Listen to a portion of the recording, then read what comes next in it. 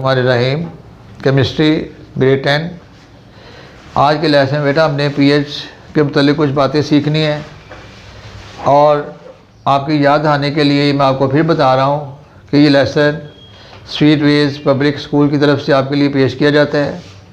Lesson देखने से पहले और ऑफ़ करने के करीब जब आप ऑफ़ करने लगें तो इसको सब्सक्राइब ज़रूर किया करें और बेल आइकन को ज़रूर दबाया करें। अब हम आते हैं आपके आज के लेसन की तरफ। आज के लेसन में हमने पीएच के मतलब कुछ बातें सीखनी है कि व्हाट इज़ पीएच। बेटा ये लेसन जो है ये मुश्किल तरीन लेसन समझा जाता है केमिस्ट्री में। आपने तो जो से इसको सीखना है, अगर समझ ना आए तो मैं दोबारा रिपीट कर दूँगा। पहले हम देखेंगे पीएच का मीनिंग क्या है। पीएच का मतलब है molar concentration of hydrogen ion. Molar, और इसकी जब हम डेफिनेशन लिखते हैं ना तो ये डेफिनेशन मैंने फार्मूले की शक्ल में लिख दी है। अगर पेपर में आता है डिफाइन पीएच, स्केल नहीं सिर्फ पीएच, तो वो ये है। जिस तरह हम इंग्लिश में फ़िक्रों का तर्जमा करते हैं, आई राइट लेटर, मैं ख़त लिखता हूँ, तो इसको आप ट्रांसलेट कर लें। पीएच, अब मेरे साथ आप बोलें Aahista Aahista. PH is the negative logarithm of. जिस बच्चे को इसका मीनिंग आता है ना वो डेफिनेशन कंप्लीट कर ले। PH is the negative logarithm of molar concentration of hydrogen ion. Molar, ये बेटा इसकी डेफिनेशन है। पेपर में आपने ये लिख दिया तो 2 नंबर आपके पक्के हो गए। ये इसका फार्मूला है। बाद औक़ात डेफिनेशन लिख के फिर फार्मूला लिखा जाता है और बाद औक़ात फार्मूला याद होता है तो उसको डिफाइन कर लेते हैं। अब दोबारा मैं रिपीट कर रहा हूँ। PH is the negative logarithm of molar concentration of hydrogen ion. ये है इसकी डेफिनेशन। इसमें जो बात आपने याद रखनी है वो पी छोटा लिखना है और एच बड़ा लिखना है। ये तो थी इसकी डेफिनेशन। अब पीएच स्केल क्या है बेटा? स्केल का मतलब होता है डिवाइस या कोई हेल्पफुल मटेरियल जिससे हम किसी चीज़ को मेजर कर सकते हैं। तो पीएच स्केल एक ऐसी स्केल है जिससे हम किसी सॉल्यूशन की पीएच फाइंड कर सकते हैं। तो ये पीएच की जो बेस है वो हम बाद में डिस्कस करते हैं। पहले देखते हैं कि रेंज क्या है। पीएच की रेंज 0 से लेके 14 तक है। ये बेटा ये कैसे मेजर करते हैं वो मैंने लिखा है यहाँ पे। जब हम यहाँ पे आएंगे तो आपको मेजर करने का मेथड बताऊँगा मैं। Range of pH scale. बेटा पीएच स्केल की जो रेंज है वो 0 से 14 है। किसी सॉल्यूशन की पीएच 0 होती है, किसी की 1 होती है, किसी की 2, किसी की 3, 14 तक चलती है ये। तो जिसकी पीएच 0 होगी ना वो एसिड होगा। 0 से 6 तक एसिडिक, और जो 7 होगा वो न्यूट्रल है। 7 से 14 तक वो बेस होगा। ये न्यूट्रल, ये एसिड और वो बेस। अब ये जो जो हम आगे जाएंगे इसकी एसिडिटी कम होती जाएगी। जो जो हम आगे जाएंगे इसकी बेसिसिटी ज़्यादा होती जाएगी। तो हम देखेंगे इसमें मेजरमेंट में, स्केल में कि किसकी पीएच ज़्यादा है और वो एसिड है कि बेस है। अब बेटा ये पीएच स्केल की रेंज आपने देख ली। अब पीएच स्केल बनाने के लिए वाटर को हम बेस बनाते हैं। वाटर को बेस का मतलब वो एसिड बेस नहीं है, बेस का मतलब बुनियाद है। यहाँ पे वाटर को हम बुनियाद बनाते हैं पीएच स्केल मेजर करने के लिए। तो वाटर को आप देखें, आपको पता है कि pure water is non electrolyte. खालिस पानी में से करंट नहीं गुजरता, लेकिन पानी जो है वो कुछ हद तक हाइड्रोजन आयन और OH आयन में डिवाइड हो जाता है। इस अमल को हम कहते हैं auto ionisation. The splitting of water into hydrogen and oxygen hydroxyl ion is called auto ionisation. Book निकाल के देखें, अगर बुक आपके पास है इस वक्त, ऑटो आयोनाइजेशन की डेफिनेशन पेपर में आती है। Define auto ionisation.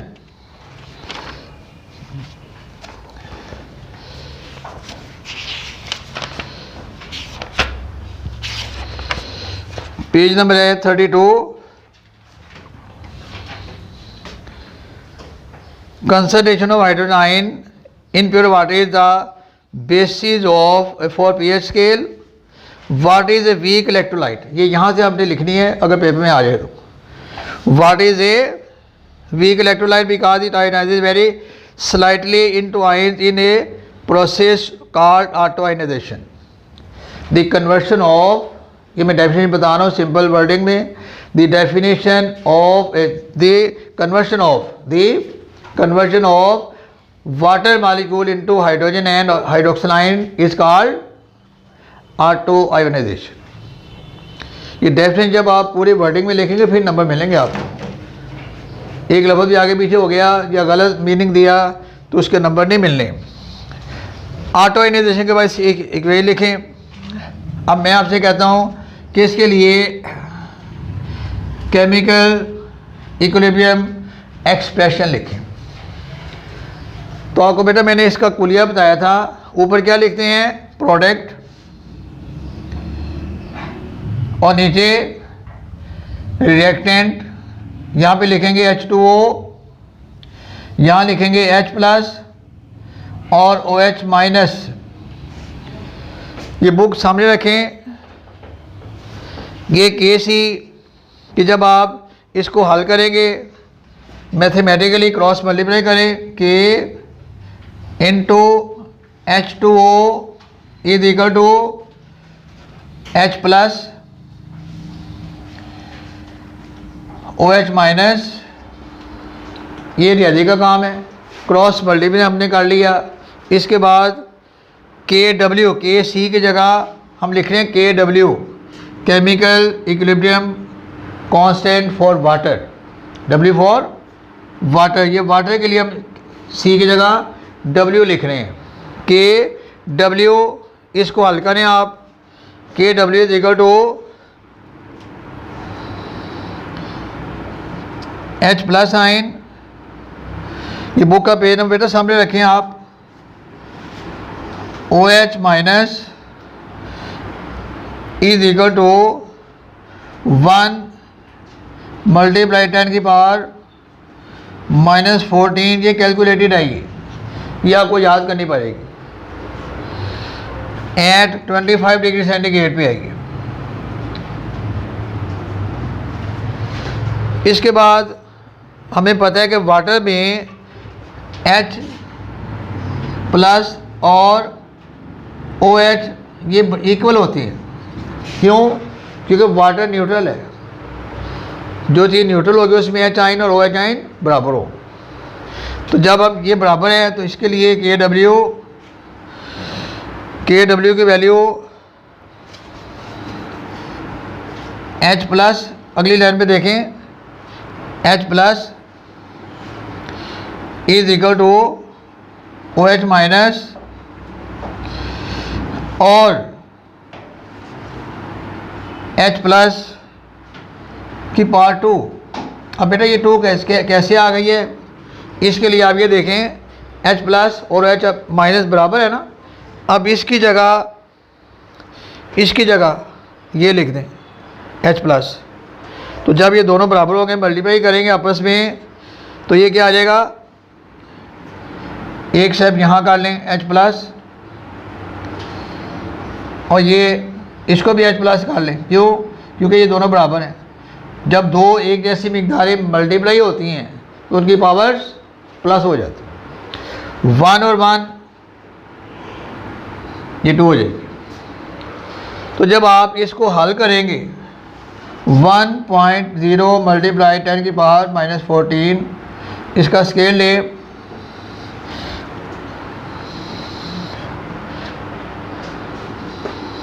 ये h प्लस स्केयर, ये स्केयर ख़त्म करने के लिए आपको पता है कि अंडर रूट लेते हैं। इसका स्केयर ख़त्म करने के लिए अंडर रूट ले तो h प्लस की वैल्यू क्या आएगी?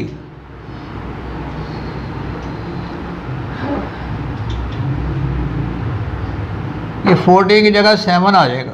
ये कैसे आएगा 7? बेटा ये देखें, ये 9 है ना, जब आप अंडर रूट को ख़त्म करते हैं तो क्या लिखते हैं? 9 की पावर 1/2। मैथ का काम है ये, 1/, और 9 जो है ये 3 का स्केयर है, 1/2, तो ये क्या आ जाएगा? 3। जब बेटा इसको हल करेंगे तो ये आ जाएगा 10 की पावर -14 इंटू 1/2, 10 की पावर -7। ये हल कर लिया आपने, ये खुद हल करके देखना है और दोबारा मैं रिपीट भी करूँगा फिर। तो ये एच आइन की वैल्यू जो आ गई है वो है 1.0 मल्टीप्लाई 10 की पावर -7। इसका मतलब क्या हुआ कि वाटर की पीएच कितनी है? 10 की power pH of water is equal to 10 की पावर -7, 10 की पावर। अब आप लेसन के बाद मैथ का चैप्टर नंबर 3 है 3.123, उसमें इसको आप हल करके देखेंगे ना, लॉग की वैल्यू लगाएंगे तो ये आ जाएगा 7। कैसे 7 आएगा? बेटा ये देखें, ये माइनस शुरू में आ जाता है ना ये, और उसके बाद जो शुरू में माइनस होता है माइनस में प्लस हो जाएगा, और log 10 की वैल्यू कितनी है? 1 log 10 की वैल्यू। तो जब आप इसको हल करेंगे तो ये आ जाएगा 7। इससे हमने ये अंदाज़ा लगाया कि वाटर की pH कितनी है? 7। और वाटर में H और OH बराबर होते हैं, H और, तो वाटर की pH कितनी होगी? वो भी 7 होगी। pH भी, pOH की डेफिनेशन भी यही है, the negative logarithm of hydroxyl ion. तो वाटर के लिहाज से बेटा pH, तो वाटर के लिहाज से हम लिखेंगे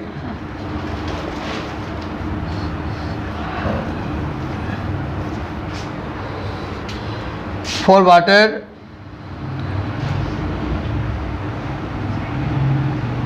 pH is equal to POH is equal to 7। या आज लेसन के बाद खुद इसको हल करें, कैलकुलेट करें, कल फिर मैं इसको रिपीट कर दूँगा, अगले लेसन में इसको दोबारा इसके एग्जांपल के साथ रिपीट कर दूँगा। तो इससे ये पता चला कि pH स्केल जो है वो 0 से 14 तक है। अब इसकी डेफिनेशन देख लें ज़रा, पेज नंबर है 33। pH definition, pH is the negative logarithm of molar concentration of hydrogen ion, that is pH is equal to minus log into molar concentration of, ये तो पहले मैंने लिखा था। अब इसके लिहाज से एक स्केल हम बनाते हैं जिसकी रेंज 0 से 14 तक है। pH is equal to minus log, इसको हल करके उसने बता दिया है कि pH इज इक्वल टू 7,